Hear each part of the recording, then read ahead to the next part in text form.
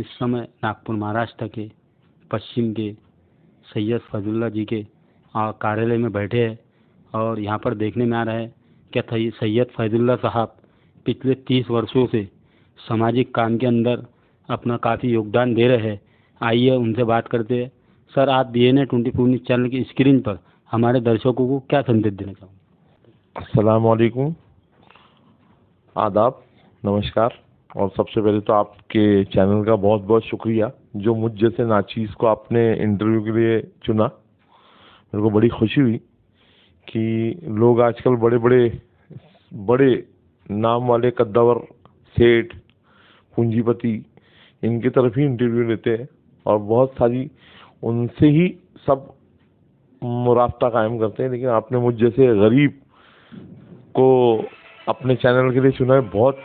मैं इसका बहुत बड़ा शुक्रगुजार हूँ कि आपने मेरे को इस बार आप इलेक्शन के ताल्लुक से शायद बात करने आए हैं मेरे ख्याल से। पश्चिम नागपुर के अंदर जो इलेक्शन हो रहा है, आज से प्रचार खत्म हो गया है, तो आज प्रचार खत्म होने के वजह से हम ज़्यादा तो बात नहीं कर सकते, मगर फिर भी आप हमारे दर्शकों को और आपके चाहने वालों को क्या संदेश दें? आपके चैनल के माध्यम से बस मैं लोगों को यही बताना चाहूँगा कि आप दुनिया के छलावे में, दुनिया के बहकावे में ना आए। हम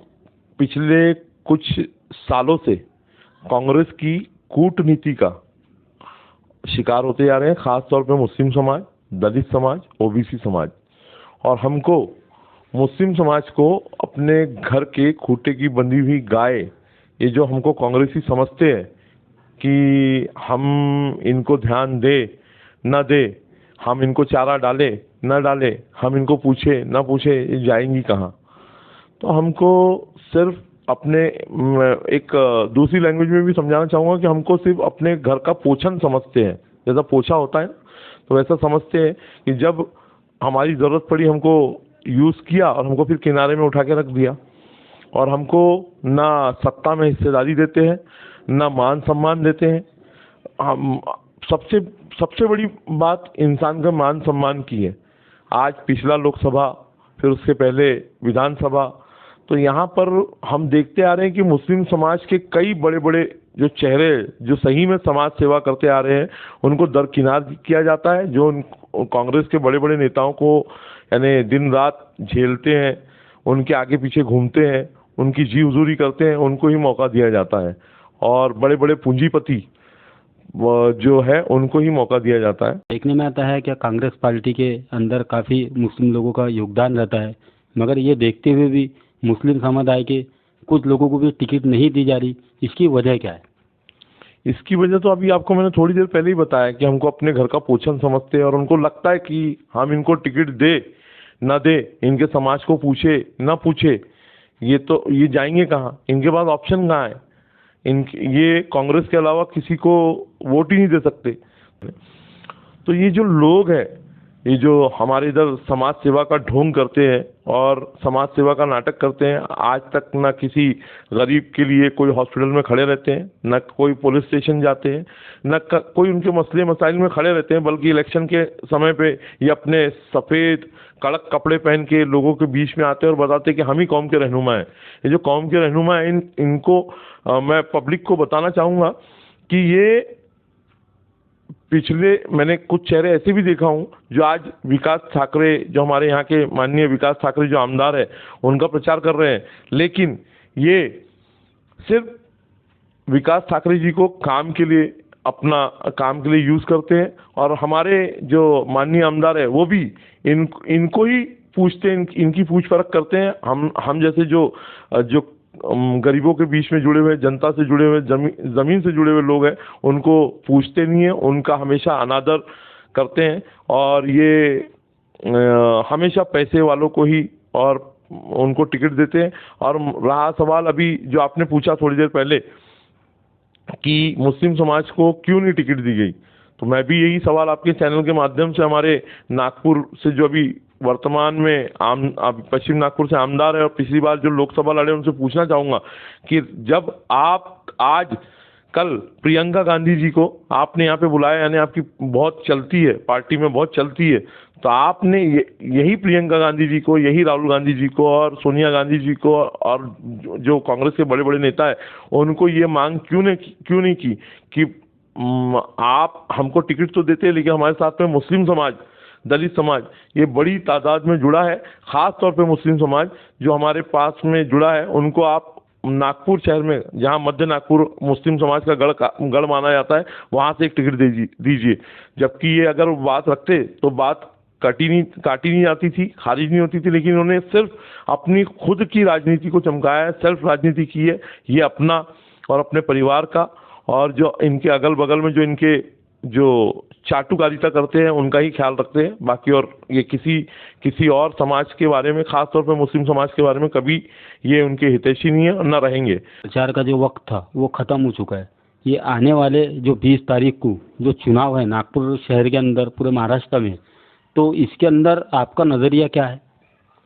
मेरा नज़रिया तो बस यही है कि मैं हमारे पश्चिम नागपुर की, पूरे नागपुर शहर की, बल्कि महाराष्ट्र की जनता को यही अपील करना चाहूँगा, जो आदमी, जो शख्स आपके लिए आपके मुसीबत में खड़े रहे, भले वो पार्टी से हो या ना हो, या फिर वो किसी भी धर्म से ताल्लुक़ रखता हो, कोई भी मज़हब से ताल्लुक़ रखता हो, लेकिन उसके अंदर इंसानियत हो, आप ऐसे आदमी को से चुनवा के लाए और अपने काम करवाएं, ना कि उस आदमी को जो चेहरा देखकर, जाति देखकर,